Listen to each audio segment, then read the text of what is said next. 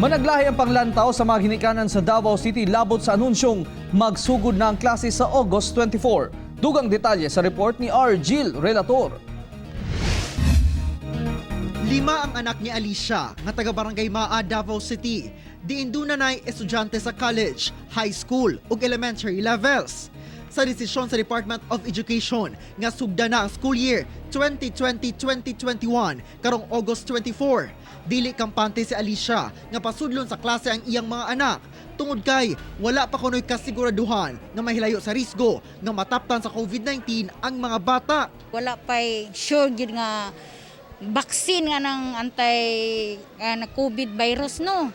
Sa ako lang, sir, di jud ako pa eskwelahon. Balag may staff sila og 1 year pa secure lang gid akong mga anak. Kay daghan ba akong mga anak, sir? 5 kabuok.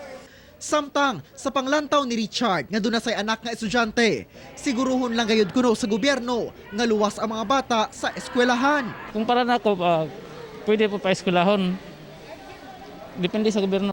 Sa gilata nga plano sa DepEd, dili tanang estudyante og magtutudlo ang physical nga mosulod. Sanglit mamahimong magpatuman og klase online o modular. Ang paagi, sanglit prioridad sa DepEd ang safety sa mga estudyante. Pag mailuna og mga lakang subay sa gitawag namo nga alternative delivery modes nga doon na gihapoy ingon ta pag-report sa mga tulungan pero dili sa tibuok semana sulod lang sa pipila ka adlaw.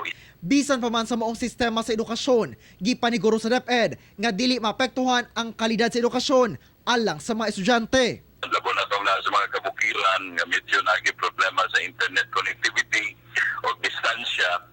Ang Department of Education mohatag kanila og mga printed learning packets or mga self-learning kits. Kauban si Jojo Solarte sa kamera. Ako si R. Gil Relator para sa One Mindanao.